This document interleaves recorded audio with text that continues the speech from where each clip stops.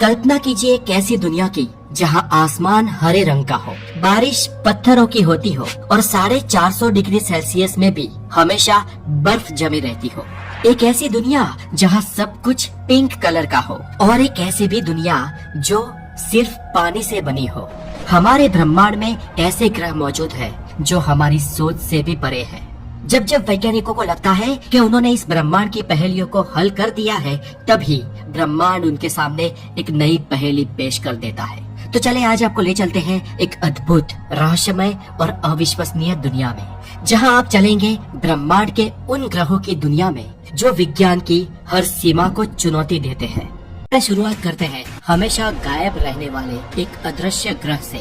Number 15 Kepler 1b हमारी पृथ्वी से करीब 750 लाइट ईयर दूर ड्रेका कॉन्स्टेलेशन में लगभग हमारे गुरु से समान रूप के आकार वाला एक बड़ा प्लेनेट मौजूद है। दोस्तों, ये एक गैस जायंट है और इसकी खास बात यह है कि अगर आधुनिक उपकरणों का उपयोग न किया जाए तो ये ग्रह कभी दिखेगा ही नहीं।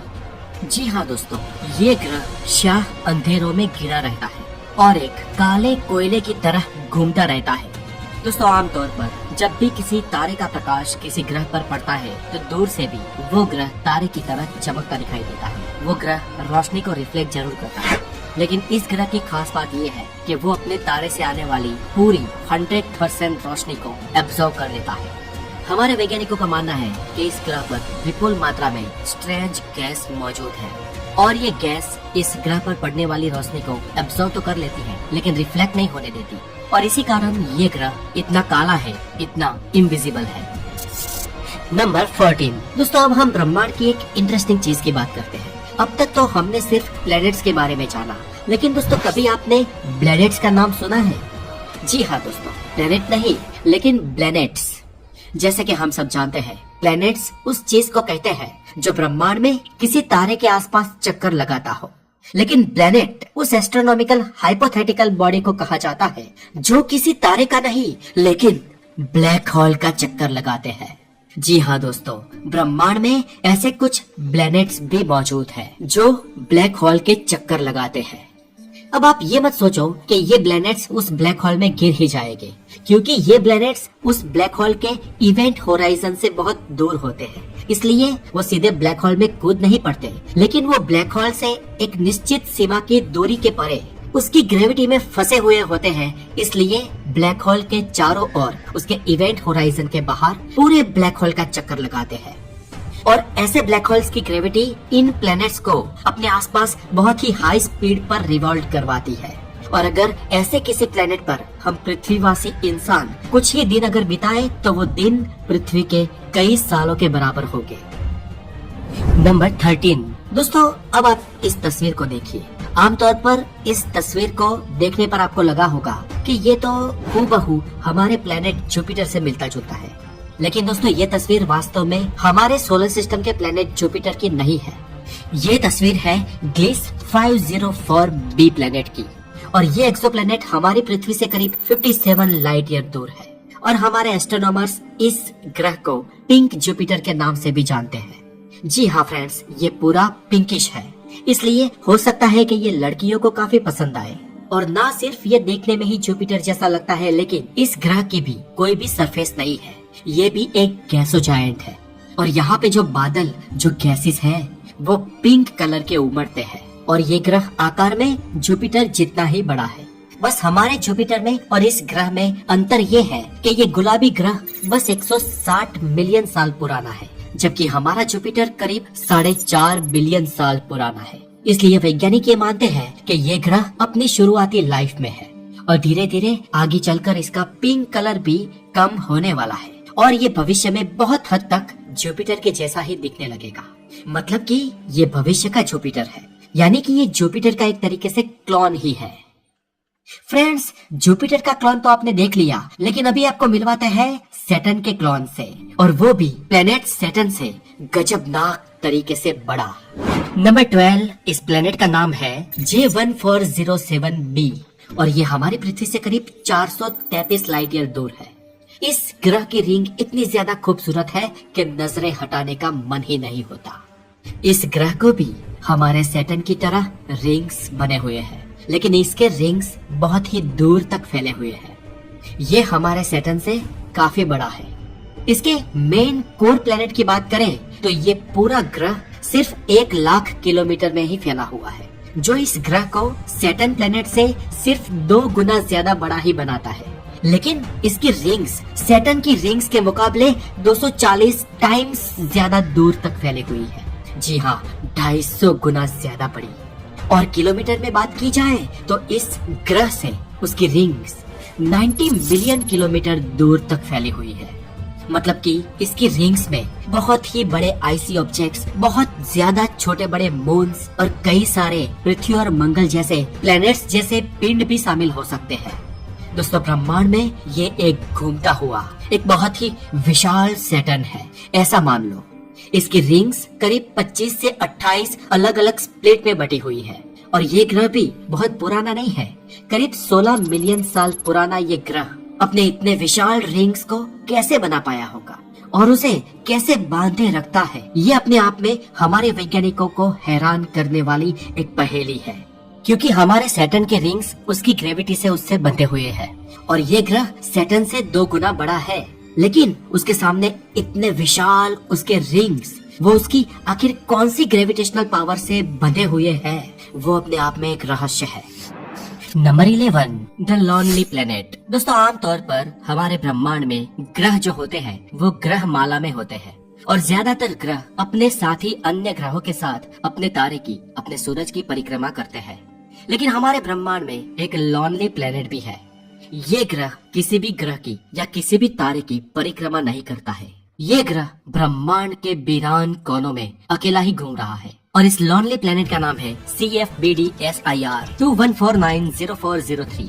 पता नहीं ये साइंटिस्ट इतना बड़ा नाम क्यों देते हैं, लेकिन ये ग्रह हमारे ब्रह्मांड में बिल्कुल वीरान, बिल्कुल अकेला है और इसलिए इस ग्रह पर हमेशा अंधकार बना रहता है। अगर आपको इस ग्रह की सरफेस पर जाना हो तो आपको लाइट की आवश्यकता जरूर पड़ेगी। ये ग्रह हमसे 140 लाइट ईयर दूर है। इस ग्रह का आकार भी बहुत बड़ा है, हमारी पृथ्वी से भी बहुत बड़ा। और साइंटिस्ट ये मानते हैं कि इस ग्रह के बड़े आकार और ग्रेविटेशनल फोर्स की वजह से हो सकता है कि ये अपने सोलर सिस्टम से बिछड़ गया हो। और ये भी हो सकता है कि इस ग्रह पर बहुत ही ज्यादा मात्रा में हैवी और इम्पोर्टेंट एलिमेंट्स मौजूद हो। वैज्ञानिकों का मानना है कि इस ग्रह की उम्र करीब 3 अरब साल हो सकती है। दोस्तों, इस वाले की उम्र तो बस 3 अरब साल थी, लेकिन हमारे ब्रह्मांड में एक ऐसा भी प्लेनेट है जिसकी उम्र करीब 13 अरब साल से भी ज्यादा मानी जाती है। नंबर 10 पर हमारा अगला प्लेनेट है पूर्णतः एक पानी से बना हुआ ग्रह। दोस्तों, मान लो कि आप पैसिफिक महासागर के बीचों बीच हो तो आपको चारों ओर पानी ही पानी दिखाई देगा।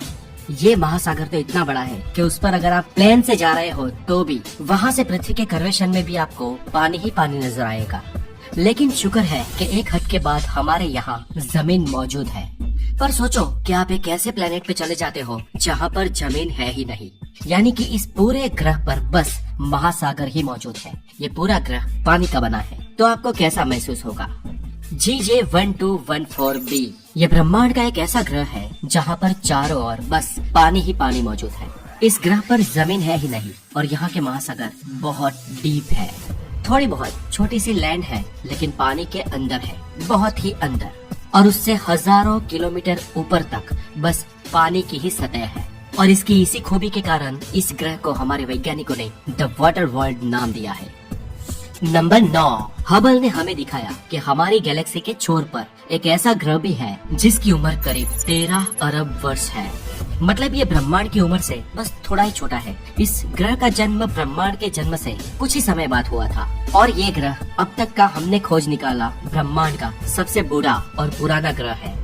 नाम है PSR B162026b। ये हमारी पृथ्वी से भी करीब 8.5 अरब साल पुराना है। ये ग्रह हमारी पृथ्वी से 12,450 प्रकाश वर्ष दूर है और इसकी डेंसिटी, इसका घनत्व हमारे गुरु ग्रह से दोगुना है। नंबर 8, दोनों साइड से विपरीत वातावरण वाला एक एलियन प्लेनेट। दोस्तों, हमारी पृथ्वी से 20 लाइट ईयर दूर एक ऐसा ग्रह है जिसे कुछ हद तक हैबिटेबल कह सकते हैं और वैज्ञानिकों को लगता है कि यहाँ पर एलियन होने की संभावना है। ग्रह का नाम है ग्लिट्स 581c। पर दोस्तों ये ग्रह हमारी पृथ्वी से काफी अलग है।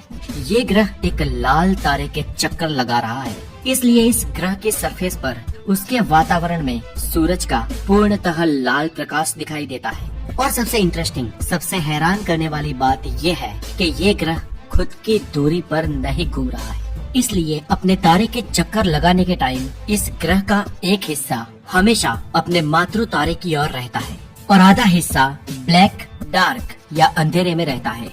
इसे टाइडली लॉक प्लेनेट कहते हैं और इसीलिए इस ग्रह पर आधे हिस्से में हमेशा के लिए दिन रहता है और आधे हिस्से में हमेशा के लिए रात बनी रहती है। और इस वजह से इसका जो हिस्सा तारे के सामने रहता है उस पर इतनी गर्मी बनी रहती है कि किसी भी जीव को पल में जलाकर खाक कर दे, और डार्क हिस्से में इतनी ठंड रहती है कि वो किसी भी जीव को जमा दे। तो दोस्तों अब आप ये सोचोगे कि इस पर जीवन कैसे पॉसिबल है। हमारे वैज्ञानिक ऐसा कैसे कह सकते हैं कि इस ग्रह पर एलियन की मौजूदगी हो सकती है। तो दोस्तों दरअसल इस ग्रह पर एक हिस्सा ऐसा भी है जो ठंडी और गर्मी के बीच में है, जहाँ पर टेम्परेचर मध्यम या जीने लायक है। और इस ग्रह का ये बीच वाला हिस्सा उसके पूरे सर्कल में मौजूद है और इसे हैबिटेबल जोन कहेंगे। और ये हैबिटेबल जोन का पूरा विस्तार ऐसा है जहाँ पर हो सकता है कि जीवन पनप रहा हो।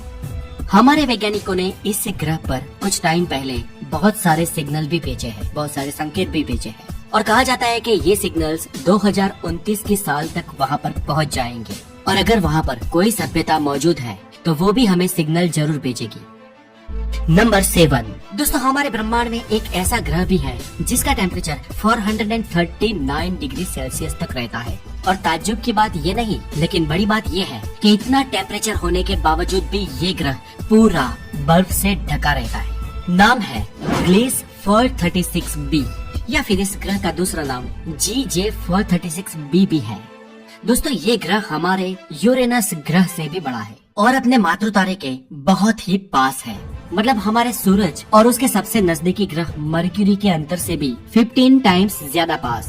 और इस ग्रह की सबसे खास बात यही है कि यहाँ के प्लस 439 डिग्री सेल्सियस के तापमान के बावजूद भी यहाँ पर ठंडी बर्फ जमी रहती है और ये ग्रह बर्फ की मोटी पपड़ी से ढका हुआ है। अब इतनी गर्मी और इतना बर्फ, आखिर इन दोनों का तालमेल कैसे हो पाया? दोस्तों हम में से कोई भी ये समझ सकता है, जो भी थोड़ी बहुत साइंस जानता हो, कि इतने ज्यादा तापमान में कभी बर्फ रह ही नहीं सकती। पारा 0 डिग्री सेल्सियस से थोड़ा ऊपर जाए कि बर्फ पिघलना शुरू हो जाती है। लेकिन दोस्तों यहाँ पर हमारी केमिस्ट्री की नॉलेज थोड़ी गड़बड़ हो जाती है। आपको याद रहे कि बर्फ तभी बन पाती है जबकि लिक्विड के मॉलिक्यूल्स एक दूसरे के पास आकर एक बॉन्ड के समान जुड़ नहीं जाते। और मॉलिक्यूल्स एक दूसरे के पास तभी आते हैं जब तापमान बहुत ही कम हो या फिर जबरन प्रेशर देकर उन मॉलिक्यूल्स को करीब लाया जा रहा हो। अब इस ग्रह का दोस्तों एटमॉस्फेरिक प्रेशर इतना ज्यादा है कि कार्बन मोनोक्साइड में से ऑक्सीजन टूटकर अलग हो जाती है और 2 हाइड्रोजन एटम्स के साथ H2O मॉलिक्यूल्स बना देती है। और इस ग्रह के तापमान का हाई टेम्परेचर H2O के मॉलिक्यूल्स को कंप्रेस कर देता है और इसी वजह से 439 डिग्री सेल्सियस में भी यहाँ पर पानी बर्फ के रूप में ही रहता है। नंबर 6 तीन सूरज वाला ग्रह। दोस्तों हम रोज सूर्योदय और सूर्यास्त देखते हैं और ऐसा दिन में एक ही बार होता है क्योंकि हमारे पास एक ही सूरज है। लेकिन क्या हो अगर सुबह सुबह एक सूरज उगे, फिर दूसरा सूर्योदय हो और फिर तीसरी बार सूर्योदय हो, ऐसे ही एक एक करके 3 बार सूर्यास्त हो। दोस्तों ऐसा ही कुछ होता है HD 188753 AB पर। ये ग्रह एक ट्रिपल स्टार सिस्टम में मौजूद है जहाँ पर 3 तारे हैं और ये ग्रह 3 तारों का चक्कर लगाता है। और दोस्तों इसीलिए इस ग्रह की इसी खूबी के कारण इस ग्रह पर ब्रह्मांड के 3 सूर्योदय और 3 सूर्यास्त दिखाई देते हैं। नंबर 5 पृथ्वी का जुड़वा ग्रह। पृथ्वी से 400 लाइट ईयर दूर केपलर 438b नाम का एक प्लेनेट है और इस ग्रह की खास बात ये है कि ये ग्रह पृथ्वी से बहुत हद तक समान है। वैज्ञानिक ब्रह्मांड के अन्य ग्रहों से पृथ्वी की समानता अर्थ सिमिलैरिटी इंडेक्स के द्वारा तय करते हैं और इस इंडेक्स के अनुसार 1 मतलब पूरी तरह से समान होना और 0 मतलब बिल्कुल भी समान न होना। और इस ग्रह का पृथ्वी के साथ समानता का इंडेक्स 0.88 है और इसलिए ये ग्रह समुद्र, जमीन और कई हद तक जीवन के मामले में भी पृथ्वी से समान हो सकता है। साइंटिस्ट ये अंदाजा लगाते हैं कि यहाँ पर एलियन लाइफ होने की संभावना है। नंबर 4, एक ऐसा ग्रह जहाँ होती है कांच की बारिश। दोस्तों, हमारे ब्रह्मांड में एक ऐसा भी प्लेनेट है जहाँ पर कांच की बारिश होती है। जी हाँ, कांच के बड़े बड़े टुकड़े गिरते हैं वहाँ पर। HD 1897-733b ये ग्रह हमारी पृथ्वी से महज 63 लाइट ईयर दूर है, पर इतना खतरनाक है कि वहाँ पर कोई टिक नहीं सकता। वहाँ पर कांच की बारिश गिरती है।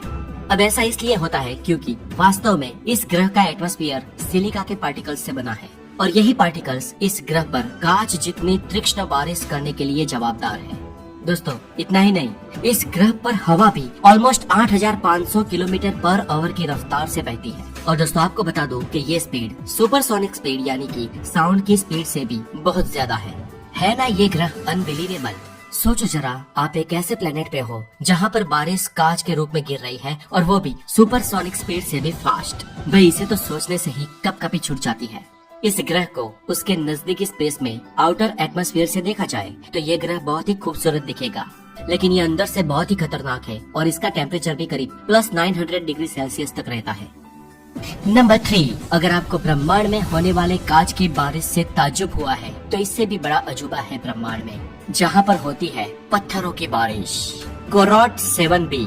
दोस्तों, ये हमारी पृथ्वी से सिर्फ 489 प्रकाश वर्ष दूर ये एक ऐसा प्लेनेट है जहाँ पर बारिश पानी की नहीं, सिलिकॉन की नहीं, कांच की नहीं, लेकिन पत्थरों की बारिश गिरती है। जी हाँ दोस्तों, इस ग्रह पर बारिश के रूप में पत्थर बरसते हैं क्योंकि यहाँ का टेम्परेचर 1900 से 2900 डिग्री सेल्सियस तक रहता है। और दोस्तों, इतना ज्यादा टेम्परेचर होने की वजह से यहाँ के डस्ट पार्टिकल, पत्थर और खड़क भाप में बदल जाते हैं। और जब टेम्परेचर 1900 डिग्री से कम होता है यानी कि टेम्परेचर गिरता है, तब ये भाप में बदले हुए रॉक्स के पार्टिकल मैग्मा का रूप धारण कर लेते हैं और नीचे आने लगते हैं। और नीचे गिरते वक्त टेम्परेचर के कम होने की वजह से वो फिर से रॉक्स या पत्थर का रूप धारण कर लेते हैं और ऐसे इस ग्रह पर पत्थर की बारिश होती है। नंबर 2, हमारा अगला स्ट्रेंज प्लेनेट है वास्प 12b। ये पृथ्वी से करीब 1500 लाइट ईयर दूर है और ये हमारे प्लेनेट जुपिटर से थोड़ा बड़ा है, लेकिन ये अपने मातृ तारे के बहुत ही करीबी से चक्कर काटता है और इस ऑर्बिट से उस ग्रह में बहुत बड़ा खिंचाव पैदा होता है और इसलिए अपने मातृ तारे की बहुत ही विशाल ग्रेविटी के कारण ये उसके मातृ तारे की ओर झुका हुआ है। और ना सिर्फ झुका हुआ है, लेकिन इसके चलते इसका शेप भी अंडाकार हो गया है और इसका बहुत बड़ा मास अपने मातृ तारे की ओर मुड़ा हुआ है। और अपने मातृ तारे के इतने करीब होने के कारण इस ग्रह पर हमेशा 2500 डिग्री सेल्सियस तापमान बना रहता है। दोस्तों, ये प्रचंड लोहे को भी पिघला सकता है। वैज्ञानिक मानते हैं कि ये ग्रह करीब 10 मिलियन सालों में अपने मातृ तारे के द्वारा पूरा एब्जॉर्ब कर लिया जाएगा। नंबर 1, दोस्तों चलिए अभी आपको ले जाते हैं एक बहुत ही बड़े वाले प्लेनेट पे, जहाँ पर इतने सारे जंगल हैं जिसकी हम कल्पना भी नहीं कर सकते। इस ग्रह का नाम है ग्लीस 581d और इस ग्रह को 24 अप्रैल साल 2007 में खोजा गया था, जो हमारी पृथ्वी से 20 प्रकाश वर्ष की दूरी पर स्थित है। ये ग्रह अपने डॉर्फ स्टार के हैबिटेबल जोन में रहकर उसकी परिक्रमा कर रहा है और ये हमारी पृथ्वी से करीब 7 गुना ज्यादा बड़ा प्लेनेट है और साइज के मामले में यह हमारी पृथ्वी से 2 गुना बड़ा है। वैज्ञानिकों ने की गई इस ग्रह पे रिसर्च के अनुसार इस ग्रह पर सबसे ज्यादा मात्रा में CO2 यानी कि कार्बन डाइऑक्साइड मौजूद है और ऑक्सीजन बहुत ही कम मात्रा में है, जो शायद हम मनुष्य के लिए तो सांस लेने के लिए भी पर्याप्त नहीं है। लेकिन इस ग्रह पर बहुत ही ज्यादा मात्रा में पेड़ पौधे हो सकते हैं, क्योंकि पेड़ पौधों को सांस लेने के लिए ऑक्सीजन की नहीं किंतु कार्बन डाइऑक्साइड की जरूरत होती है। ऊपर से ये ग्रह उसके मातृ तारे से हैबिटेबल जोन में रहकर उसकी परिक्रमा कर रहा है, इसलिए वहाँ पर लिक्विड फॉर्म में वाटर होने की भी पूर्ण संभावना है और ये बात इस ग्रह को जीवन की मौजूदगी के लिए एक अच्छा उम्मीदवार बनाती है। और क्योंकि इसके कारण वहाँ पर पेड़ पौधे हैं तो वहाँ पर विशाल जंगल होंगे। इनफैक्ट पूरा ग्रह जंगलों से भरा होगा। वैज्ञानिक मानते हैं कि इस ग्रह पर जीवन वनस्पति, पेड़ और पौधों के रूप में ही पनप रहा होगा। और उस ग्रह पर अगर जीवन है तो इतनी ज्यादा स्पीसीज में, इतनी वैरायटी में, इतने विचित्र और अजीबोगरीब पेड़ वहाँ पर होंगे जिसकी हम शायद कल्पना भी न कर सके। और यहाँ पर इस कारण बहुत ही मात्रा में खनिज भी मिल सकते हैं। तो दोस्तों आज के लिए इतना।